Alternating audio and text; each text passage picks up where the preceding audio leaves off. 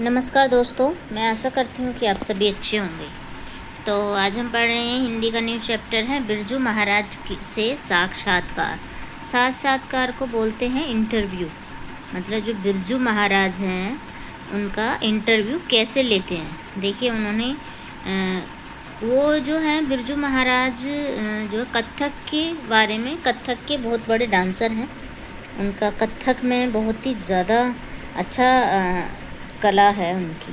तो कथक के हैं वो प्रस्तुति करते हैं। उसके बारे में शास्त्रीय संगीत के समान ही उनका उतार चढ़ाव भरा रहा है।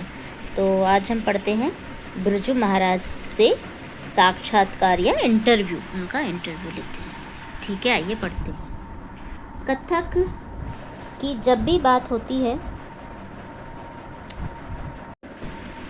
कथक की जब भी बात होती है तो हमारे मस्तिष्क में एक नाम अवश्य आता है, वो है बिरजू महाराज। कथक की कला, उन्हें इसके माध्यम से नृत्य अंगों में प्रवेश नहीं करेगा।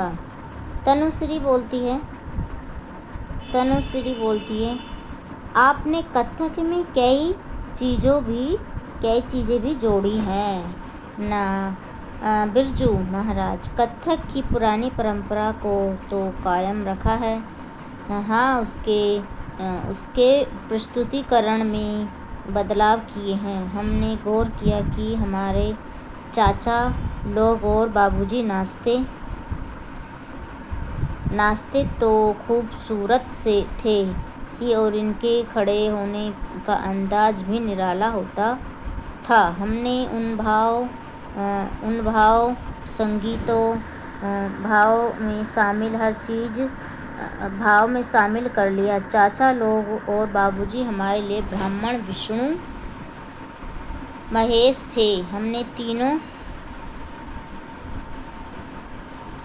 तीनों की शिक्षा को इकट्ठा करके एक नया रूप तैयार किया। इसी प्रकार टैगोर, त्यागराज आदि कई आधुनिक कवियों की रचनाओं को लेकर भी कथक रचनाएं तैयार की हैं। तनुश्री, पर ये लोग तो अलग अलग भाषाओं के कवि थे। बिरजू महाराज, भाषाएं अलग अलग होती हैं पर इंसान तो सब जगह एक से ही होते हैं।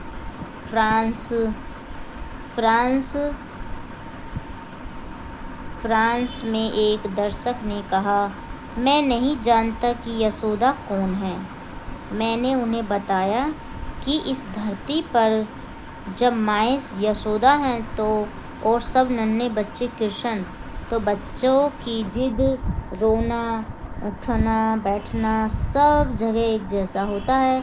धीरे धीरे हमें अलग अलग भाषा, संस्कार, तौर तरीके मिलते हैं, चाहे नृत्य हो या कुछ और। परंपरा एक वृक्ष के समान होती है जो सबको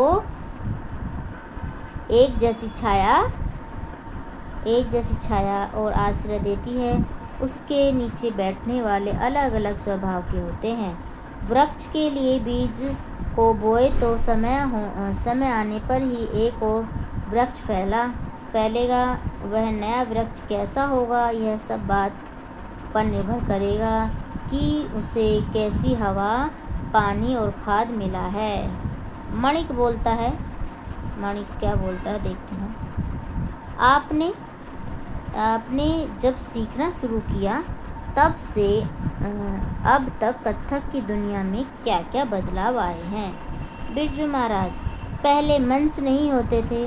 फर्श पर चांदनी बिछाने की बड़ी सफ़ेद चादर, मतलब चांदनी बोलते हैं उसे, जो फर्श पे बिछाते हैं उसको, और बिछी होती थी जिस पर कथक होता था। दर्शक चारों ओर बैठते थे। श्रृंगार के लिए चंदन लेप और होठ रंगने के लिए पान होता था।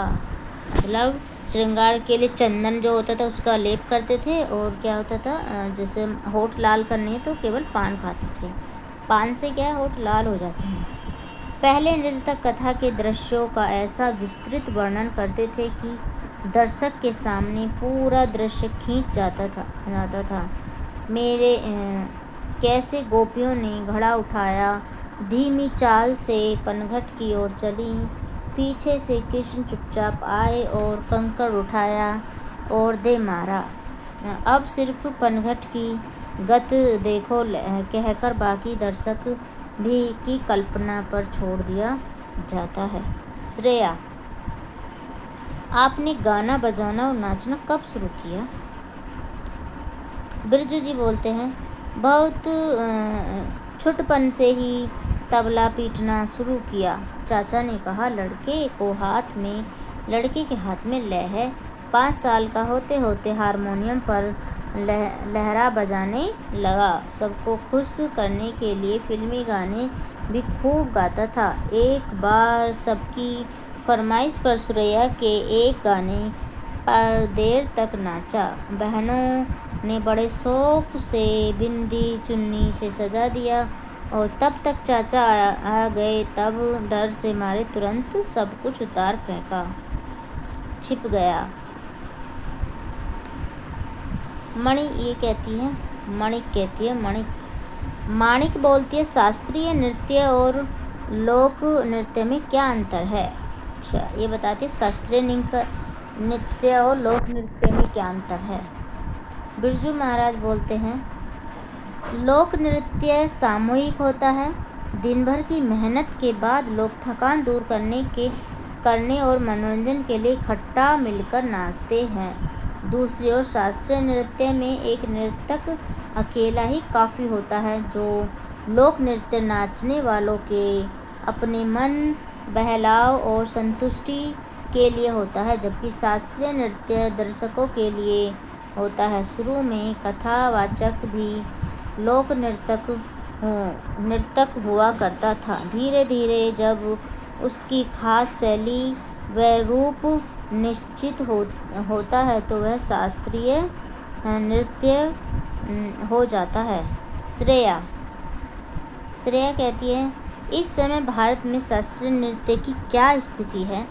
बिरजू महाराज बोलते हैं, कुछ वर्ष पहले तक स्थिति दयनीय थी और अब इसकी लोकप्रियता बढ़ रही है, पर शोर वाले संगीत नृत्य का भी खूब प्रचलन है। मैं सबसे यही कहता हूँ कि संगीत सुनो, देखो, लेकिन अपनी परंपरा की गहराइयों को समझो और अनुभव करो। तनुश्री क्या कहती है, कर्नाटक और हिंदुस्तानी शैली के संगीत की तरह क्या दक्षिण और उत्तर के नृत्य में भी अंतर है? बिरजू महाराज, कथक, भरतनाट्यम, कुचिपुड़ी, कथकली, मोहिनीअट्टम, ओडिसी, मणिपुरी ये शास्त्रीय नृत्य भी प्रमुख शैलियाँ हैं और संगीत और गाने के ढंग का अंतर तो है। इसके अतिरिक्त भी हर नृत्य की अपनी लय है। ये देखिए, ये तबला है, ये हारमोनियम है।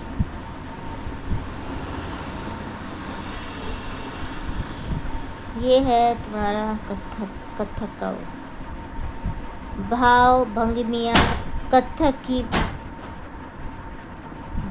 भंगिमियाँ दैनिक जीवन से ली गई हैं। भरतनाट्यम में मूर्ति कला से भरतनाट्यम में दोनों भावों का इकट्ठा प्रयोग होता है और कथक में बारी बारी से ओडिसी और मणिपुर में लोक कोमलता है। कथकली में ओज है और कथक में दोनों हैं। कथक में गर्दन को हल्के से हिलाया जाता है। कथक में दो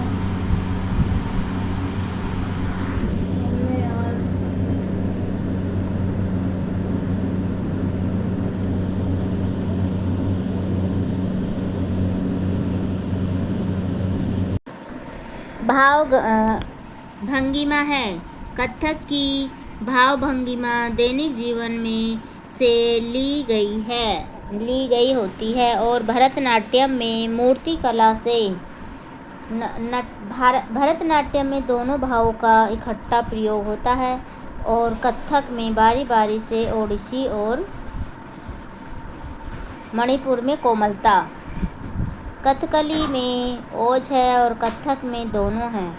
कथक में गर्दन के हल्के से हिलाया जाता है और है चिराग की लौ के समान। इसी प्रकार उंगलियां भी बहुत धीरे धीरे से हिलाई जाती हैं। मेरे जैसे घूंघट पकड़ने में या घूंघट उठाने में उंगलियां ज़रा ज़ोर से हिली नहीं कि चाचा जी तुरंत टोकते थे, घूंघट उठा रहे हो या तंबू। मणिक कहता है, खाली समय में अपना आप क्या करते हैं? बिरजू महाराज खाली तो होता ही नहीं, नींद में भी हाथ चलाता रहता है। मशीनों में मन खूब लगता है।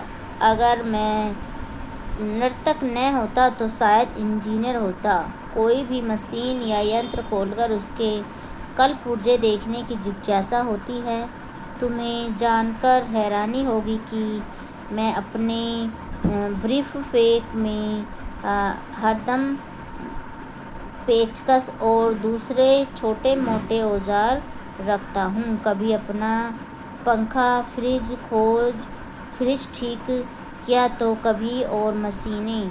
बेटी दामाद चित्रकार, उन्हें देख देख कर पेंटिंग बनाने का भी शौक हो गया। प्राय रात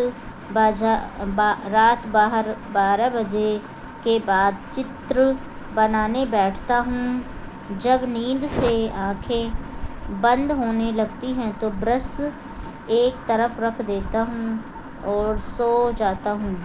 पिछले 2 वर्षों में लगभग 70 चित्र बनाए।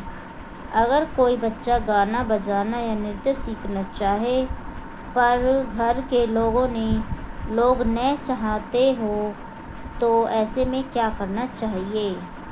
श्रेया कहती है, अगर कोई बच्चा गाना बजाना या नृत्य सीखना चाहे तो घर के लोग न चाहें तो ऐसे में क्या करना चाहिए? बिरजू महाराज कहते हैं, आजकल के माँ बाप से मेरी विनती है कि यदि बच्चे की रुचि है तो उसे लय के साथ खेलने दें। जैसे अन्य खेल है वैसे ही यह भी एक खेल है, इससे बहुत कुछ सीखने को मिलता है। इस खेल की दुनिया में संतुलन, समय का अंदाजा व सदुपयोग बच्चे के बौद्धिक विकास के लिए बहुत महत्वपूर्ण है।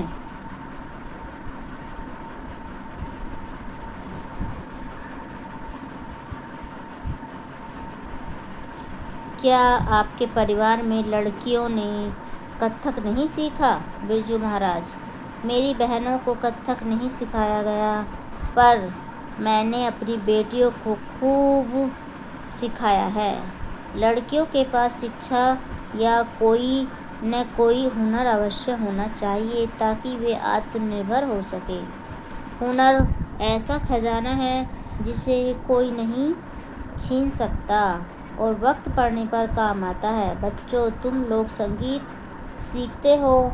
यदि नहीं तो ज़रूर सीखो, मन की शांति के लिए बहुत ज़रूरी है। लय हमें अनुशासन सिखाती है, संतुलन सिखाती है और नाचने, गाने और बजाने वाले एक दूसरे के साथ ताल मिला बैठकर एक नई रचना करते हैं। सुर और लय में हमें एक दूसरे का सहयोगी बनकर अपने लक्ष्य की ओर बढ़ने की प्रेरणा मिलती है। तो आज के लिए इतना ही। कल फिर मिलेंगे नई वीडियो के साथ। धन्यवाद।